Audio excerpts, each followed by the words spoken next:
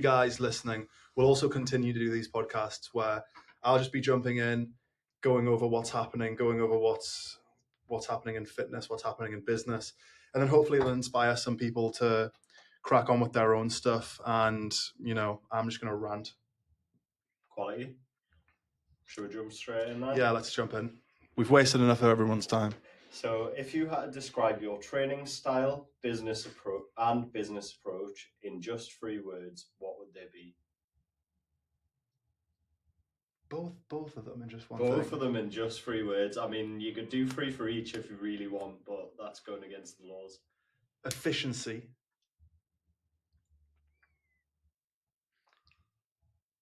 Consistency.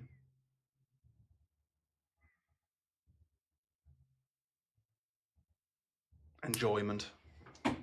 I think without those 3 things are very difficult. But I think if you make the most of the time that you've got, when it comes to work, make the most of the time you've got. When it comes to training, make the most of the time you've got. Be as consistent as you can in both things. I think just kind of rocking up and just doing the same little bits day in, day out is what it takes to do well in either of those things. And then making sure that there's enjoyment within both. Like the main issue that I see with people, because obviously from being a PT for years and then, still being someone who's banging to like training and going to the gym, people constantly come up, like people constantly talk to you about, oh, I'm going to get back into it, or I'm getting back into it, and I'm improving on my fitness goals this year and all this stuff. And you chat to them about it and you ask them what they're going to be doing, and out of nowhere they're like, all right, so I'm going to start going to the gym 6 days per week. I'm doing this, that, and the other. And you just feel like saying, whoa, like how often do you go to the gym now? Oh, I haven't been since November. Okay, so you haven't been since November, so why would you start going 6 times? Yeah, like steady on. Yeah, go twice a week, and then do that consistently. Make sure that you're enjoying it. Find something within fitness that you actually enjoy. I think that's the big thing about high rocks. Like people are doing something that they actually, they enjoy. Whether they actually enjoy the high rocks or they enjoy the social element of it. Because I think that's a big thing, like going and seeing people and being around. I think with high rocks, it's a lot of like being around other young, in shape, single people seems to be like a massive pull to why a lot of people get into it. I think as well, obviously with high rocks though, like you've got a lot of people around you competing in that exact same movement. Like you'll be forcing yourself to want to keep up with the person next to you. And like that obviously helps people push themselves to the limits, because if I went and did it by myself, fuck that. What would I do? I would just give up. Yeah, the second hurdle. I think as well, if there was a nana next to us who was outperforming me, I'd be like, well, there's no reason. I think as well, it's not that complicated. It's not that hard. Whereas some parts of like some competitive training stuff is difficult, hard to master. Like a lot of those things, they're very basic. Like anyone can row on it. Anyone can row on a rower. Anyone can run. Like none of the movements are that complex. Like when I did CrossFit, there's so much that you need to like learn how to be good at, and realistically, you're not going to get good at all of it. Whereas that you could get pretty decent at all of it, and therefore it's like quite a low barrier to entry. It's not that hard to do it, but I think that's probably a good. I think just it's enjoyable, like doing something that you actually enjoy, finding something that doesn't feel like too much hard work. I feel like if this, like we've had a bit of a fucking shit week. Yeah. We've had a good week, like in terms of like so many good things have happened, probably like 5 to 10 good things have happened, and a few things that have like knocked us out and just put us into a bit of a bad mood or whatever. If I didn't like at the end of the day, if I didn't actually love doing this and it wasn't something that I just genuinely were really passionate about what we're doing and the direction that we're going in and stuff, mate, what a fucking horrible week this would have been. But at the end of the week, I'm like, okay, I'm doing stuff that I enjoy. Like I've made these little changes. We've done this. We've had a record week. We've had a record month. We've got X amount of students into these positions, and we've got this done and that done. But yeah, if you don't love it, like if I wasn't excited to go to the gym every day and I wasn't excited to train with Kyle this morning, and I was like buzzing. As soon as I was driving there, I was like, yes, cannot wait for this. Can't wait for my first exercise. It's a nice change as well, isn't it? Like switching up who you're training with. Yeah. gives you a lot of different insight into what they do. Yeah, someone pushing you and stuff. I think, do you know what? If I could add another word to both of them, then I think collaborative, like doing stuff with other people as well, like doing work with your friends, people that you enjoy spending time with, and you're just getting in and you're just shoulder to shoulder grinding on something that you just want to work, and you just after it. And then training like-minded people, getting in, working out, pushing yourself to be a little bit better. And you don't even see it as like pushing yourself to be a bit better, but I guess you are technically, you're trying to improve. But yeah, have fun though. Do you know what I mean? It's all about the fun. Yeah, exactly. If you're not having fun, what's the point? Exactly. F is for friends who do stuff together. U is for you and me. N is for anywhere and anything at all down here in the deep blue sea. Thanks. As if that as if that like acronym though, the N was anywhere. I didn't even know that. Like, it's from SpongeBob. Yeah. I've literally never heard it before, and then you just came out with that. Yeah, I haven't heard it for like 20 years. It's from SpongeBob when I was a kid, but just don't forget things to it. You still watch it. Right. Next question. What's something people assume about you that is totally wrong? Don't know. Bit of a hard one, that, isn't it? I think probably people assume that, like, I don't know. People assume that I act like I don't give a fuck. Yeah. But I'm not acting. I just don't. Nah, I don't know. People probably assume that I don't actually work that hard. Well, I didn't think that myself. I always thought that people thought I was a grafter. But I caught for a coffee with James, and he was like, yeah, like, obviously you work really hard. Like, you work way harder than people give you credit for. And I was like, oh. Like, you didn't realize that people I didn't realize people didn't give me credit for working hard. They think I'm just floating around. What do they think? I just come here for 12 hours a day and just sit about? But yeah, I think maybe that's, apparently people don't think that I work that hard. I don't know, maybe people think that I just float about, but I don't. Just one of them dossers. Yeah, I don't know, mate. Like, obviously, because we're in the gym and stuff sometimes, but it's my job. Yeah, it's part of the, part of the lifestyle. Yeah, but I orchestrated it this way. Do you know what I mean? Yeah. It's not like I was like, oh, I'll go to the gym and then that'll end up being my job. Like, I looked at what I enjoyed doing, and I was like, yeah, I want to be in that environment. I want to. And then, I wanted to be a PT, but then I wanted to go to the next level. And I was like, well, I still want to be here. So what can I do to stay here and do the things I enjoy, but also like take it to the next level? So this is what I did. But yeah, I do work pretty hard though. Sometimes. Yeah. Right. Now we're going to jump into a bit of training, fitness sort of stuff. Mm-hmm. So how do you structure your own training routine while running a business? Seasonally, I think I make it fit in. So in the winter, I'll, like, when it's a bit darker and stuff like that, and I can't really be arsed, I'll train probably like in the afternoons and stuff like that, or after work, or I'll train with somebody. And then in the mornings, when it's a bit brighter, a bit more energy, I'll get up, get it out of the way, so that I've done it and that I've achieved something and I've went and trained before work, and then I can go and crack on with the rest of the day. But obviously sometimes in the winter, I don't really feel like doing that. So my training always it doesn't suffer because I consistently get it in, but I feel like you kind of offset it a bit. Yeah, but my work suffers if I don't train. So my business, my like work actually takes a hit if I haven't trained, because I can't sit down all day. I'm fidgety, I'm up, I'm about. I need to burn off energy so that I can focus on work. So if I'll get in and do a few hours, then I'll go for a walk or I'll go and train or something like that. So it kind of like they're symbiotic in the way that one of them positively impacts the other. And then, I guess my work doesn't really affect my training, but it just, yeah. I guess the benefit is that I've built a business where I can go and train at lunchtime if I want to, or, I can go and do something like that. Or, I go away and I might be at a pure gym all day, but then I can just train there. I can, I can manage my own diary,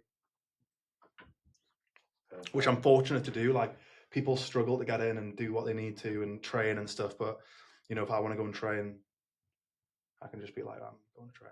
I wouldn't even say I'm going to train. See, I feel like I have to in the morning now just to like get my get up and go. Yeah. By the way, how much of a like goth drink is this? Do you know what I mean? Like, we take the piss out of Kyle, but It or not? I don't think it's good for you. I don't think it's good for you kids. Doesn't taste great.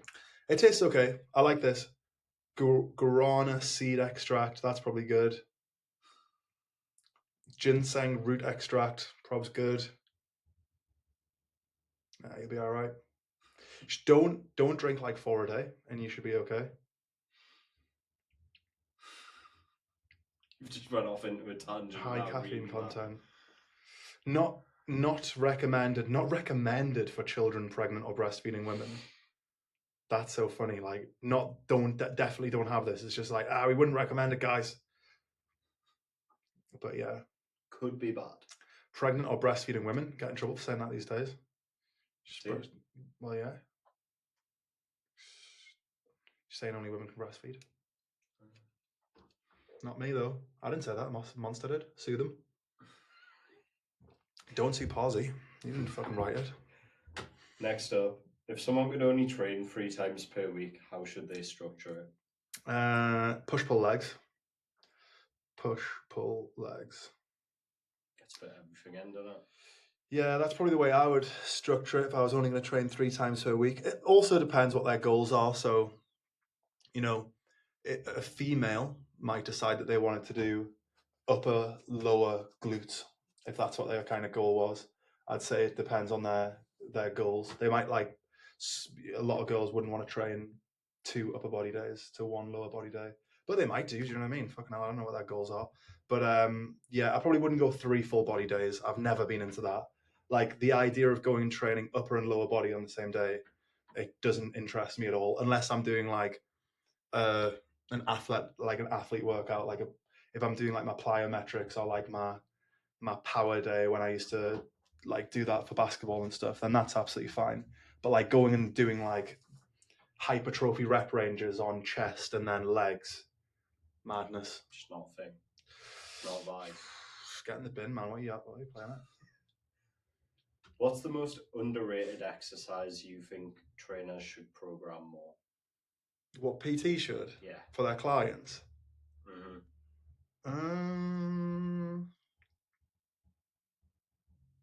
You know what? Like functional movements. I think when I was training people consistently, when I was a full-time PT, I used to do a lot of like functional big body movements, and I always thought they were like good. So things like, and this is going to seem, you know, people are going to be like, well, yeah, duh, go to high rocks. But like, I would always have people pushing the sled. I would always have people like pulling the sled or doing like battle ropes or doing exercises like that, which were like HIIT exercises almost. So they were big calorie burners. So you could do them as part of your, you know, the HIIT part of my sessions with a client. But then also they're working on big gross movements as well. So they're using all their legs, their quads, their glutes, their hamstrings as they're driving it. You know, you can even get them pushing the sled a little bit. So I would get people doing, you know, they would almost do like a broad jump with it, but instead of jumping, they're just pushing the sled. So they're using their, you know, their shoulders, their triceps, bit of their chest as they're pushing it, and then they're coming back in, pushing it with their legs, pushing. So it's big body movements, but it also mimics across to if someone's cutting about, like if somebody's, you know, if you've got a client who's maybe getting a little bit older, or they've got a life and they want to be fit in their life. So they might have kids or something. Imagine a young mother or something, and they've got a pram and they're pushing it. All of these and they're pushing it uphill and they're fucking knackered. All of these exercises which can be mimicked across to like real world situations. Best will in the world. In no real world situation are you going to put a barbell on your back and squat like 15 times. They're just not. Obviously, they're training the muscles, and that's better than doing a leg press in terms of you know, using those stabilizing muscles in your core muscles. But those exercises where you can actually find yourself doing that, like the pushing movement or the pulling movement, I always thought that they were good and just a good basis to put in the session. And, you know, if you got clients who are doing those things, they're working their cardiovascular system, their muscles are getting stronger, and also it's fun as well. Like it's a bit more, you know. See, I always used to think of them as PT punishment, but Yeah. it might be because every time I happened to turn up hungover to a PT session, I would get put on the sled.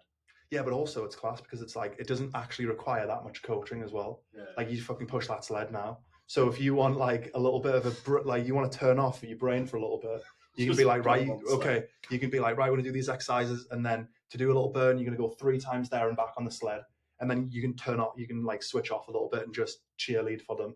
Yes, come on, get back around the other side, let's go. Or you can go and, you know, talk to one of the other PTs.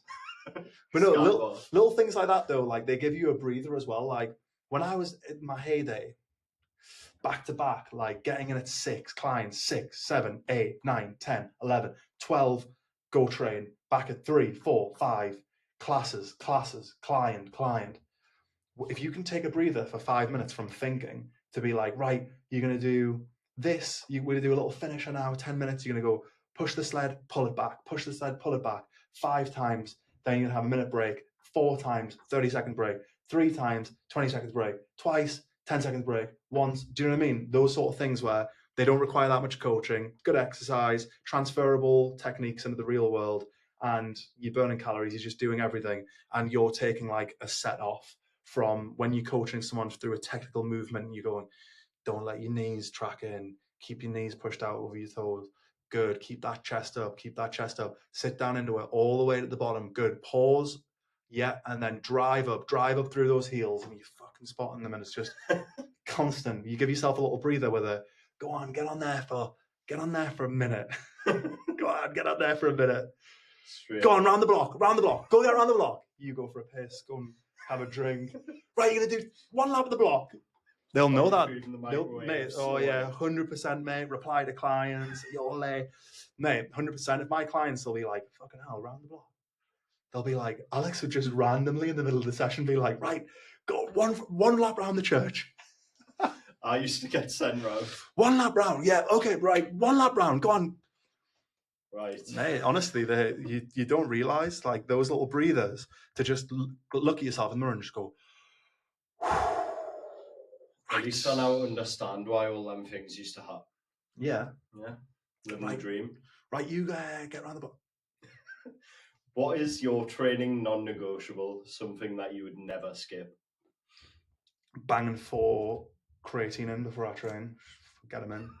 I feel like I have a shit workout if I don't have like 10 grams of creatine. Do you actually take 10 per day? Yeah, I take 10 for every session, right? 4 was recommended. It's like 5 recommended. Yeah, mate, for pussies. Yeah. Double drop. Yeah, just creatine. Double. Yeah. What do you want to do? Do you want to get big, or do you want to get twice as big? They're your options right now. Big, twice as big. I did see a debate, to be fair, where it was obviously about your body weight and but yeah, like what's the you should maybe take more depending on your muscle mass. Yeah, man, I'm like 16 stone. Like if the recommended daily amount is 5 grams, I just assume mine's more. Yeah. And I do that with everything as well. Calpol, Monster. Seen that? Recommended daily amount, not for me. This is what it says here. I have 5. Yeah, exactly. Because I'm bigger, I should just have more. That's what I think. Do you know what I mean? Solid advice, to be fair. For yourself. Exactly, get big so you can just have more of stuff. Do you know what I mean? 2 pints and drive? No. That's for... Yeah, not that one. That's a joke. That's a joke. Everyone knows. Yeah. But surely that must be the case as well. Do you know, so they say you can have like 2 drinks and drive? Yeah, like bigger blokes can obviously tolerate more and will blow less. And it'll actually be their blood alcohol level. So who's that 2 drinks worked out on? Because if you're like... I think it's probably just worked out on an average person, like... Because whatever that average... When can you start driving? 17? Yeah. Like so say you're 17, you weigh 40 kilos. If you have 2 pints, you're going to be... Okay, interesting question. If you're 17... you get pulled over, you blow, but you blow under the limit, but you got alcohol in your system, you get nicked anyway, because you're not old enough to drink. So you haven't blown over I don't the know, limit, though, but you got because- alcohol in your system. Yeah, I know, but obviously, like, 17-year-olds, it's not really frowned upon for them to have. It's still illegal, like, though. a couple of beers in the house, though, is it? But it's still Like, illegal. You can't just say it's as not long frowned as, like, upon. a responsible adult.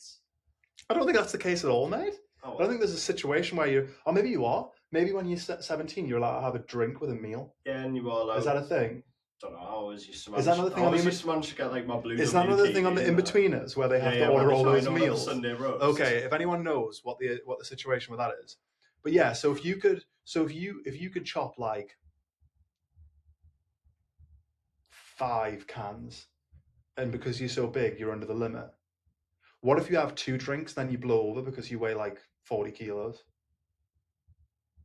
I don't know. Just don't do it. Yeah, I just get a It's taxi. just proven fact. I guess because we live in town, like because we live in Newcastle, it's just easy to get taxis, so it's never something I've had to really consider. To be honest, I would just never drink drive. Yeah, that's my solid. I had a T-shirt that said "Don't drink and drive, smoke and fly," with a picture of Bob Marley on. No, could have been good in Tenerife. What's your take on biohacking and fitness tech? Game changer or overrated? There's probably a lot of like variation in those two. Yeah. Biohacking is like doing all those things to live a little bit longer and feel younger. See, my take on training isn't to live longer. It's to look better while I am alive. So I don't know if that's like, I don't know if I'm necessarily so it's all for aesthetic goals. Yeah, it's not like, you know, that guy who's trying to like be 13 or something. That billionaire who's trying to spend money to like reverse his age down. Yeah, that's a bit. Yeah, good crack. Do what you want, but I couldn't be arsed. But then you get a lot of like, I was actually talking about this in the gym. Like, people are missing the basics now. Like, young guys used to go to the gym, used to lift weights 5 to 6 times a week, used to have high protein intake, used to do your cardio, your sound. Now people kind of miss out all the staples and they just go to like the fringe weird shit. So they'll just be like, they'll post some like mad long stretching video and like they're acting like athletes without doing like the basics of like get in, do your lifts, do that, get on it. They're like these like science-based lifters. They miss out, they get big bit. So like you'll have some bodybuilder who's talking about some, you know, really nuanced way of doing an exercise to hit this head of your tricep, to just pull this up. Like I've seen videos of like Chris Bumstead where he's got like a slightly underdeveloped one of the heads of his tricep. So when he's doing these extensions with this guy, he's up to here and he's not coming to full extension. He's there and he's back in and they're like doing shit like that. And I'm like, get big first. Your entire arm is underdeveloped. Your entire body is underdeveloped. You're completely underdeveloped. Like focus on the foot. Yeah, go and do squat, bench, deadlift until you can look at it and go, this is where I need to like potentially do this. Like people do mad weird exercises to hit like this, you know, unique like rep, like this range and get this bit. It's going to slightly bring up, mate. Like, what are we doing here? Like, they're literally so arsed about the tiny little top of the pyramid, and they haven't laid all the foundations, which are like, the first foundation is like making sure that your physiological needs, are you eating the right thing? Are you getting enough sleep? Are you managing your like stress levels? Cool. Like, are you training? Are you optimizing your training? So now you're eating well, you're optimizing your training. Okay, here's your supplementation. And then once you've got all of that, it's getting further and further up the pyramid. And now it's like, okay, these tiny little changes, and I'm in a hyperbolic chamber, and I'm doing this, but if you're not doing those little things, like fucking having an ice bath once a week's not going to do it for you. Do you know what I mean? If you're not like, if you food shit and you're not training hard and you don't push yourself and your calories aren't going in, like doing a face ice bath, it's not going to get you big. Wasting time. I'm not saying, I keep saying get you big because that was like what my goals were when I was younger. Like everyone wanted to be a bit bigger, but it's not going to get you in good shape. Do you know what I mean? Just like, I can't even describe what they do, like mad stuff. What sort of stuff do they do? You tell me. I do see it. Another thing, like people are up and they're like, oh, I've got my journal and I'm getting up every day and I sit and I do this and I journal and I do this. 2 hours in, I've already trained and I've already started working. Yeah. So you're like getting yourself in the mindset to work. I've already trained and I'm working, and actually I enjoy what I'm doing, so I'm going to work harder than you when I'm even here. So what that tells me is they're people who are forcing themselves to do something they don't enjoy. So they're having to go through this mad, Some people though, going like, through this crave thing. structure, don't they? Like they need to have a daily Yeah, plan. but you Whereas shouldn't need to do that, mate. You shouldn't need to you shouldn't need to like go through some big mental thing. This mental thing, just and to I'm gonna do stimulate this, and into that. I'm gonna do this, and I'm gonna do that. Like you shouldn't have to like work yourself up and work myself up and do this and then pop fucking jelly Viagra just to have a shag. You should just want to do it. Do you know what I mean? You should just be rare and ready to go, mate. You shouldn't have to meditate for like half an hour beforehand. Put yourself into the right frame of mind. And then, biohack with a jelly Viagra, you should just want it. Do you know what I mean? Just go for it. Yeah, just at the drop of a hat. Right, I'm moving swiftly on from that one. Like, if you could erase one fitness myth forever, what would it be? That you got fast metabolism. Or a slow metabolism, sorry. That you got a slow metabolism. You just got fast cake hands. I think that's a big one. Like, most people don't have a slow metabolism. Most people have a directly proportionate metabolism to their size. Yeah. So, at my biggest, I could eat more food and still lose weight. At one of my leanest, I could eat, if I ate that same amount of food that I was losing weight on, I'd gain weight. So my metabolism hasn't changed. Like I haven't changed as a human being. My metabolism hasn't changed. It's directly proportionate to how heavy I am. Yeah. Like my type of metabolism, like I don't now have a slow metabolism or a fast metabolism. I've got a metabolism which is proportionate to where I'm at. And I think that's the key. Like, do you think it's because obviously when you're a lot leaner though, like your body is probably trying to replenish some of its fat stores, so like it tries to intake a lot more, not? when your body's trying to reach a state of homeostasis, it's trying to stay the same. So I think when people think they've got a fast metabolism or a slow metabolism, they're saying that the reason that they're bigger is because their metabolism's slow. Whereas what I'm saying is that the bigger you are, the more calories you can consume and still lose weight. Yeah. So you've got people who are like, oh, they might be like 140 kilos and they're like, oh, I struggle to lose weight. And I'm like, you could eat 5,000 calories a day and lose weight. Like you could literally eat 5,000 calories a day and you would still be in a deficit. So you're eating more than that. Yeah. Do you know what I mean? Simple maths. Yeah, there's nobody who weighs like 140 kilos who is eating 2,000 calories a day. And if there is, then just like, if that, this is the thing, people get angry about like sweeping statements like that. If there is, let's document it and have a look and see if that's actually true. Like eat 2,000 calories a day and see if you don't lose weight. Like, or, I'd love to be wrong. I'd love for someone to be like, no, I literally weigh 140 kilos and I eat 2,000 calories a day on the nose and I don't lose weight. Because I'd be like, wow, isn't that interesting? But I haven't met anybody that relates to yet. So Fair. Could be though. Could be. I'm not, I stand to be corrected, and don't just be like, oh no, that's bullshit, like blah blah. No. Weigh yourself, eat those calories, send me a picture of the scales in a week. Yeah, send me a picture of the scales in a week. Eat 2,000 calories a day, and it doesn't even have to be 2,000 calories. Just 500 less than your like total daily expenditure. Let's see. Sound. Is that a fitness myth? I don't know. Is Yeah, there other fitness myths? I mean, that is a fitness myth, obviously, Yeah. to do with metabolism. Yeah. What is one fitness lesson you learned the hard way?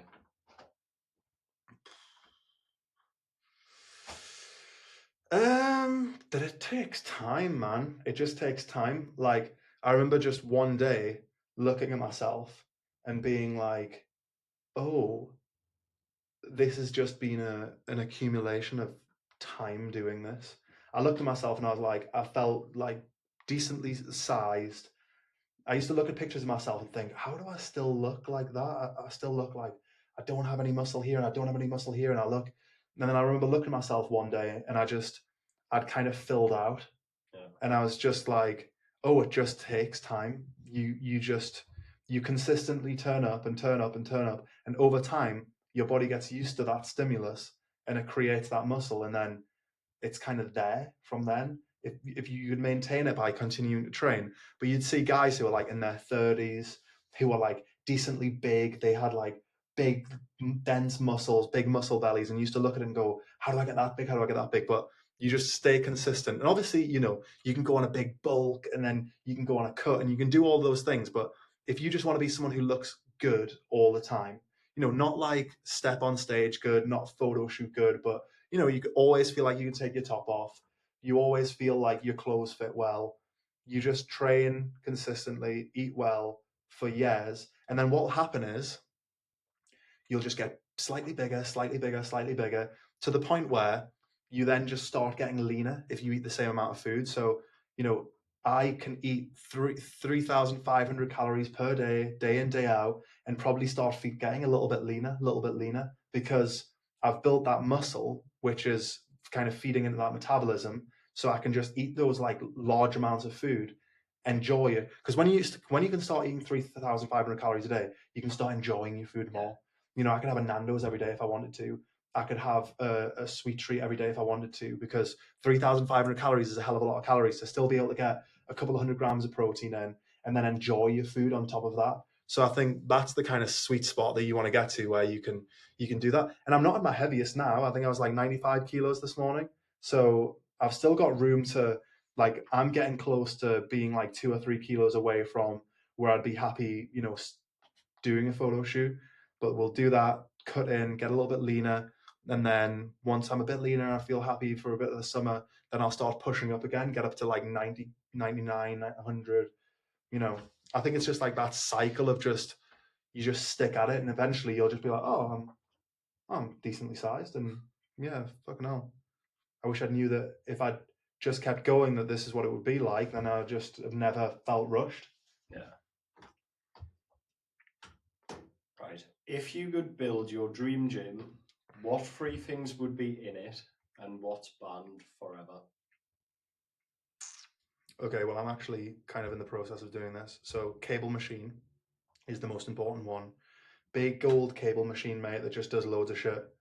Because you want to like have as much efficient space as possible. So the one I've looked at is like cable machine, but it's got J hooks, so you can put like a bar on it. Like have like a Smith machine, but I think that's a good thing to have in there.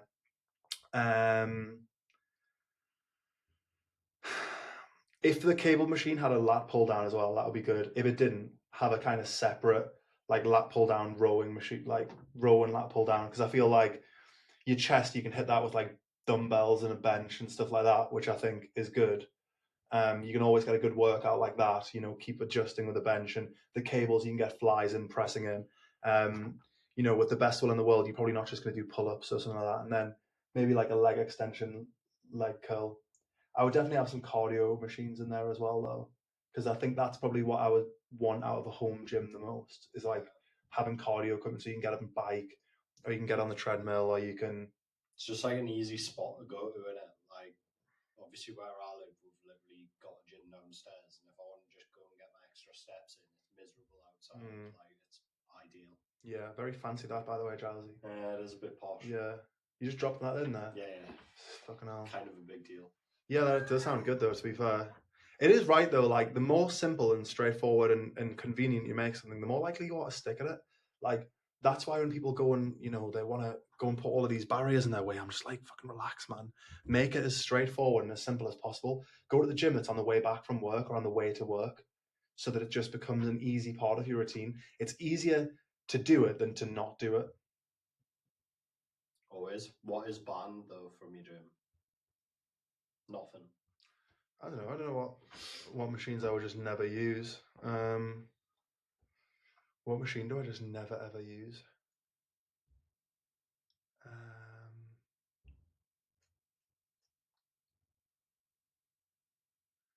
know if there is a machine that I never ever use. Surely there's got to be one. I never use like an assisted dip machine.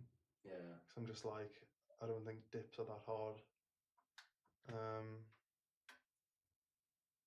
What machine do I never use? Hack squat machine. Hack squat Don't machine like it. just really hurts my knees. Yeah. Like the angle of them always feels like it's going to blow my knees out. It feels like it puts the pressure on the front of my knees, right on my patella tendon, where I've got my Osgood-Schlatter, and it feels like it's going to explode my knee. Like genuinely, if my knee exploded, I would be like, all right, yeah, that makes sense. That's how this feels. On my knees, literally over, it's covering the entire gym. Yeah, that's what this feels like. Perfect. All over. Yeah, just everywhere. People are just, oh, how's his knee? Oh, that's knee good.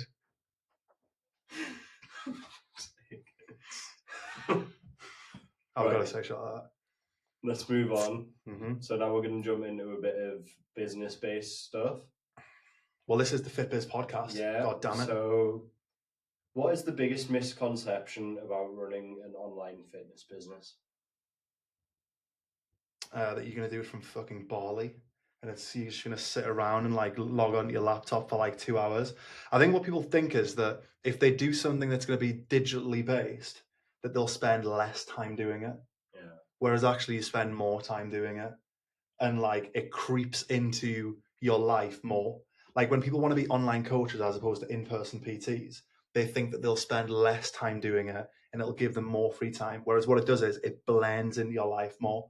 So whereas when you go to the gym, it's very much like, I'm at the gym, I'm training people, I've left the gym, I'm home. It's like that differentiator where it's like work, home.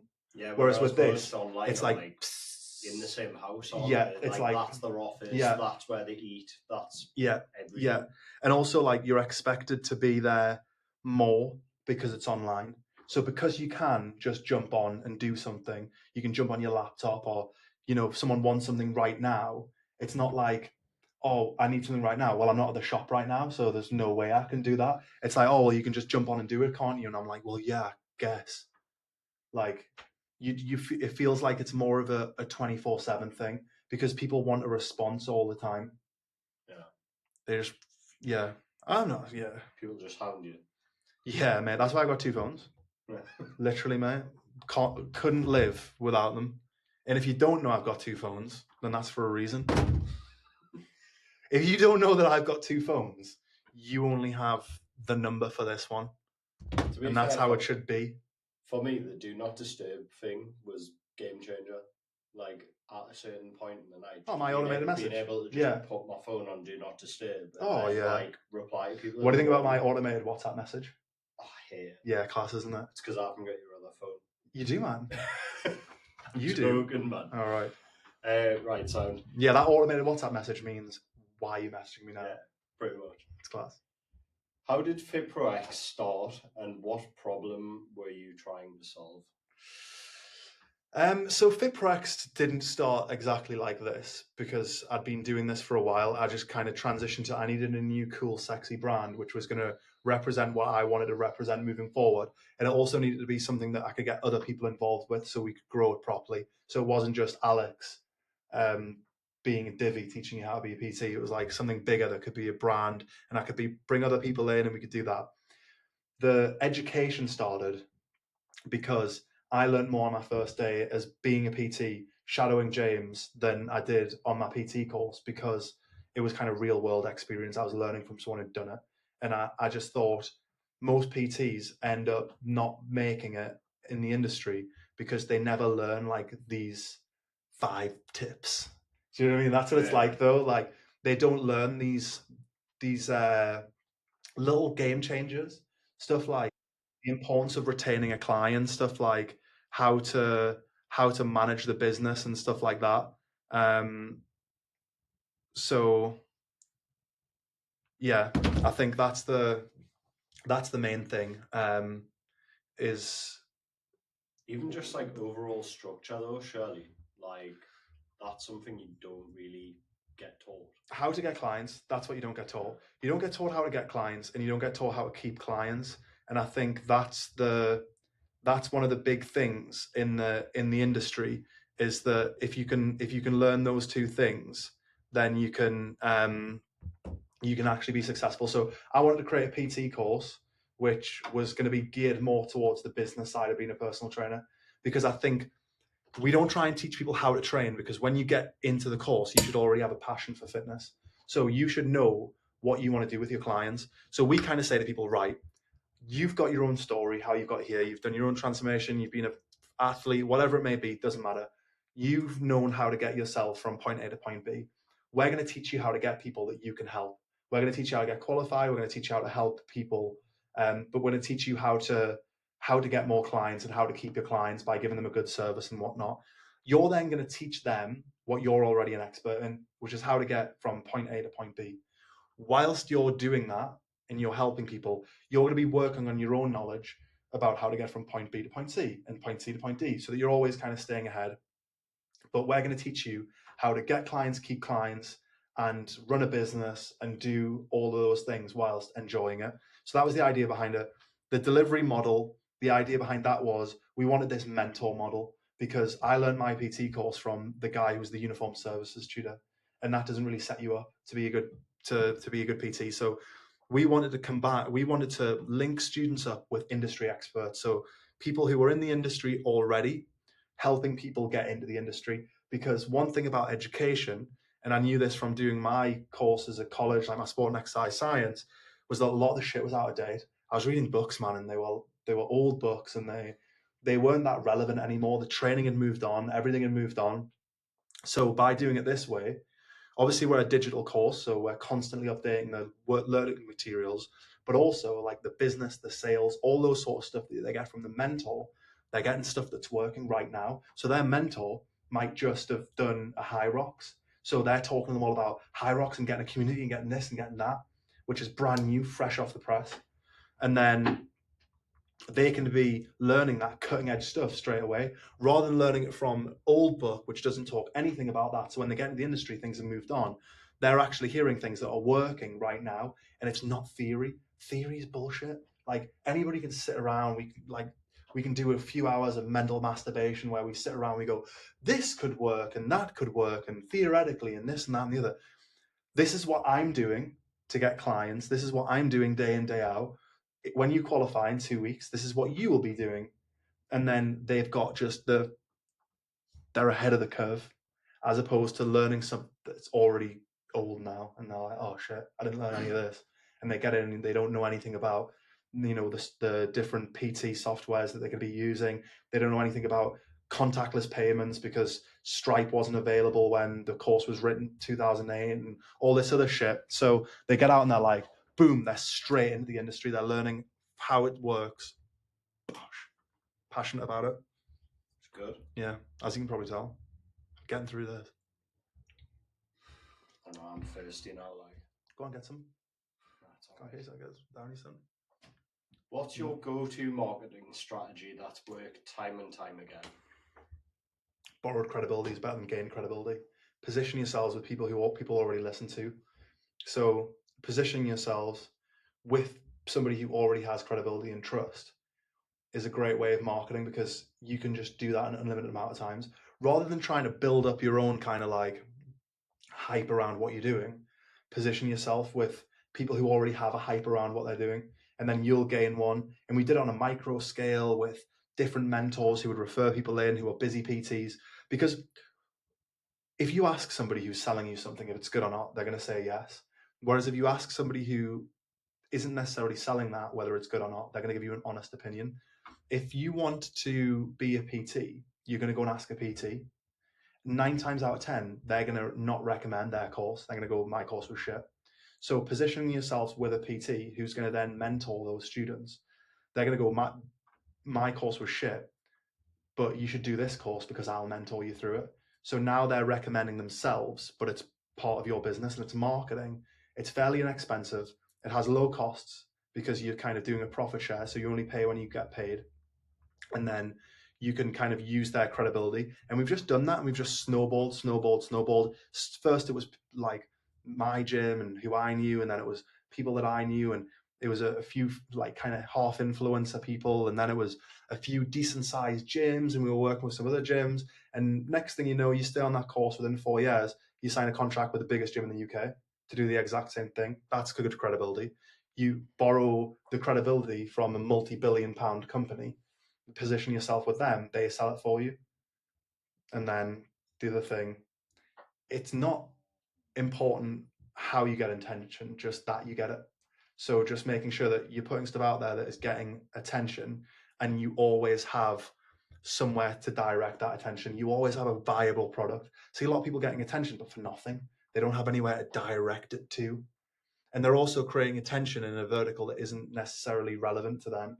So as a result, when they do have something to sell, nobody's asked because they built the wrong connection. I'd rather have 1,000 people follow me who all want to be PTs than 1 million people follow me who all want to just see me do dumb shit. But that's just me. I get it. FIT BIZ Podcast. Podcast. Do you know I played around with the idea of like making a podcast but calling it the podcast? No. Please never do that. Ever. I actually can't believe that you don't think that was good. No, it was terrible. The podcast. Do you get it? Yeah, integrating your name in the podcast. It's really good. Cutting edge. I think that's mad. We'll just cut that there. Nah. I want people to vote on the podcast. Okay, what's next? If you lost everything today, how would you rebuild your fitness business from scratch? Just the way that I said there, I would straight away get on to positioning myself with somebody who was doing something. If you're good at what you do and you're confident that you can do it well, you're better off just convincing one person who has influence that you're good at it, showing them that you're good at it, and then they'll expose you to their network. Trying to convince loads of people and cut through all the noise that you are who you say you are is fucking draining, boring, and pointless. Convince key people of influence that you are who you say you are and you can provide a service, and then do that, and they will open up their network to you because you're benefiting them. So I've got a product that we can position with you. I'll do X, Y, and Z. I just need access to your network. That is what you give in this relationship. You give access to your network, and I give the thing that can help you take it, like monetize that network. Boom. How do you like that? And they go, I like that a lot. And you go, all right then, sign there. Sweet. I like that a lot. What's the biggest mistake new personal trainers make when trying to go online? Well, trying to go online. They try and go online too early. Yeah. They try and go online before they have like, I think personal trainers who do well have often had like an in-person business first. That what they've done is some of their clients have moved away, so they've integrated them onto online, and now more people are interested in what they're doing, but you live too far away, so I'll train you online. But what they've got is they've got this baseline of results. They work with people closely, so they know how to help people. So they know most of the complaints and the grumbles that you get from people, and the barriers that they have to training, and the things that are holding them back, and they can overcome all of them. And they have all of this in-person knowledge that then they can put into their online coaching and help people. Whereas when you just go straight online, you don't necessarily have those results, because you can argue with yourself if you want. You get better results in person. Yeah. People who get good results online generally are the people who do like transformations, who do like bodybuilding and transformations like that, because you've got highly motivated individuals. Like if you've got someone training for a bodybuilding show, they are going to be so much more motivated than your average person, because in 9 months, they're going to be in their tidy whities on a stage in front of people. Do you know what I mean? Nothing motivates you to get in shape more than like having you box out in front of like 2,000 people in a you know, in the Calling Academy. Like that's do you know what I mean? That's like big. And then it's also their sport. It's what they're passionate about. They love it. They would do it, you know. They're the people who get those mad transformations that you look at. Most transformations that you see when you've got a trainer who's got like a lot of online clients because they've got a big following, the fact of the matter is that there are more non-transformations than transformations generally, because they don't have as much control over those individuals. Like, you could be the best trainer in the world. Somebody pays you 250 quid for the month and does none of the things that you tell them to. They're just not going to get results. Do you know what I mean? And the good personal trainers will agree with me on this. The good online coaches, they'll know that a lot of the clients don't actually get good results because they don't actually do what they're supposed to do. When they're banging out transformation pick after transformation pick after transformation pick, it's because they have hundreds of clients and they're cherry picking the best ones. So if you've got 10 clients and 2 or 3 of them are doing well, and every couple of months you can put 2 or 3 transformation pictures on, that's shit. If you've got 200 transformation pictures and every month you can put 40, 50 class transformation pictures on, that's going to look like every single person who comes through your door is getting an amazing transformation. But there's other things, like those people are the most highly motivated. Those people might also be in the top people with genetics out of those individuals. So there's different factors that play into that. You know, I had a guy that I used to train, and I used to train him, I shit you not, for like 3 weeks before he went on holiday. He wouldn't see me all year, and he'd come in for 3 weeks and he'd pay for 5 sessions a week for 3 weeks. And in 3 weeks, he got in unbelievable shape every time. He would just get shredded so quick. His arms were massive. Like, he'd come in looking like flat and skinny, like a little bit of a pot belly. Come in, he would stick to the diet 100%, and the trained like an animal for 3 weeks, like frothing at the mouth. By the end of it, veins were running through his biceps, shredded, looking jacked, literally looked better than me in 3 weeks. And I was like, wow, you are just in the top centile of genetics for this. What's the point in coming in for months? Just come in for 3 weeks. It would get shorter. At first he did it in 4 weeks, then it would get shorter. Honestly, I half expected him to just rock up the day before and go, let's do this. I gotta cancel everything. I got a flight in 10 hours. And we're just, going for it. But that's literally it. Like, so you got some people. Now, if I posted his picture and I was like, 3-week transformation, 1, people would genuinely think it was bullshit. And 2, nobody else is going to get that result. Yeah. Like, I couldn't build a business going, this is my 3-week transformation, because he was just a freak who just looked unbelievable after 3 weeks. And that's just how it is sometimes. So, but yeah, they go online too quick.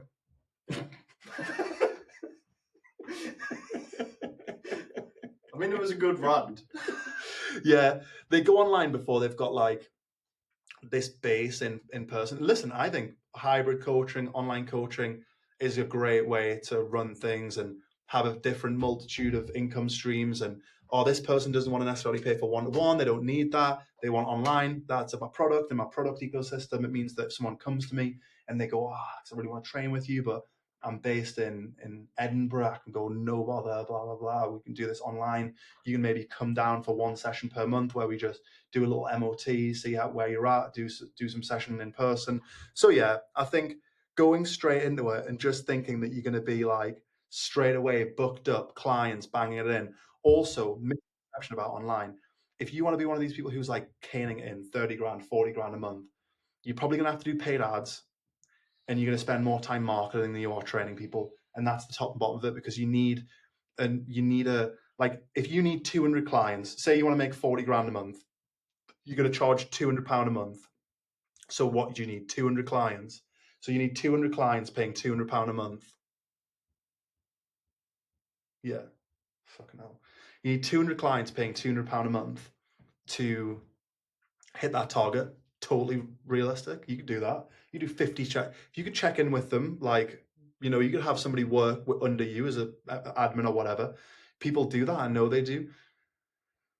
But let's say you've got a churn rate of like 30%. So that means every month you need to find 60 new people. That's 2 sales a day.